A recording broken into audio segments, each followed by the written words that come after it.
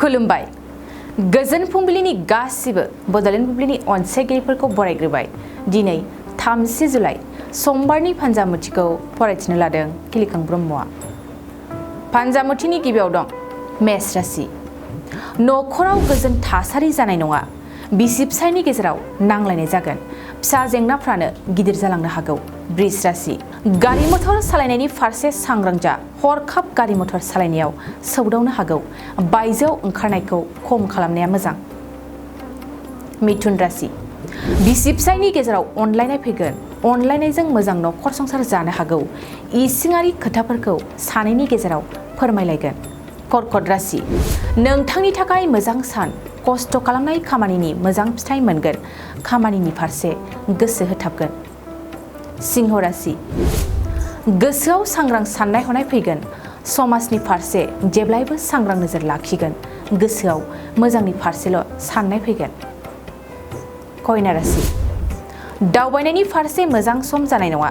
दावबायनाय समाव हरखाब जेंना नुजाथिनो हागौ। दावबायनानै गोसोखौ गोजोन मोननाय नङा। तुला राशि। गुबुननि सुबुरुन आरो थुलुंगाजों खामानि मावगोन। खस्थ' गैयालासेनो खामानिखौ मावफुंनो हागोन। साननायफ्रा दिनै साबसिन जागोन। वृश्चिक राशि। नखरनि मोजां मुवा बेसादफ्रा खहा जागोन। मोजां बेसादफ्रा हरखाब गोमानो हागौ। सुखु दुखुनि गेजेरजों समखौ बारहोहरगोन। धनु राशि। बेफार फालांगियाव मुलाम्फा जागोन। फालांगिजों नखरनि आंखालखौ सुफुंनो हागोन। संसार जानायाव रांखान्थिया आंखाल जानाय नङा। मकर राशि। समजों आवगायफानो हानाय नङा। गोजौनिफ्राय गाहायाव गोग्लैफिनगोन। गावनि गोरोन्थियावनो खहा जानो हागौ। कुम्भ राशि। नोंथांनि थाखाय मोजांसिन सम। नखराव गोदान आलासि फैगोन। गोसोआव साननाय बायदियै गोदान फिसा मोननायनि मिजिं दं। मीन राशि। हरखाब मोजां खामानि मोनगोन। गोसोनि नाजाथाबनाय थांखिखौ जाफुंसार होनो हागोन। खामानियाव गोख्रै आवगायनो हागोन। दिनै सानसेनि राशि फरायथिनायाबो एसेनोसै। आसा खालामो नोंथांनि दिनैनि साना मोजाङै मोजां थांगोन। बेखौ बड'लेण्ड बुब्लि नखरनिफ्राय मिजिंथिबाय। गोजोन्थों। सोलोंथाइ बोसोर 2023-24 नि थाखाय फरायसाफोरनो गोदानै मुं थिसननाय लानानै फैदों क'क्राझारनि डक्टर सभा ब्रह्म मिउजिक आरो फाइन आर्ट्स कलेजआ। क'क्राझार सहरजों नांजाबनाय हाब्रुबारियाव थानाय बिटिआरनि गंसेल' डक्टर सभा ब्रह्म मिउजिक आरो फाइन आर्ट्स सरकारि कलेजआव दायो फरायसाफोरनि गोदानै मुं थिसननाया अनलाइननि गेजेरजों सोलिगासिनो।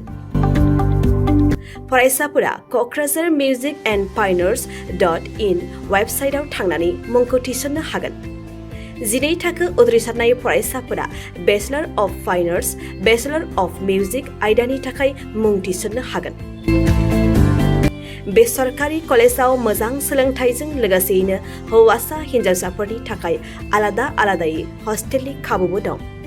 गोसो गोनां फरायसाफोरा क'क्राझारनि डक्टर सभा ब्रह्म मिउजिक आरो फाइन आर्ट्स सरकारि कलेजआव गोदानै मुं थिसन्नोब्ला नैबे मबाइल नम्बर 9085292451 आरो 9365491257 आव थोंजों सुलाद लानो हागोन।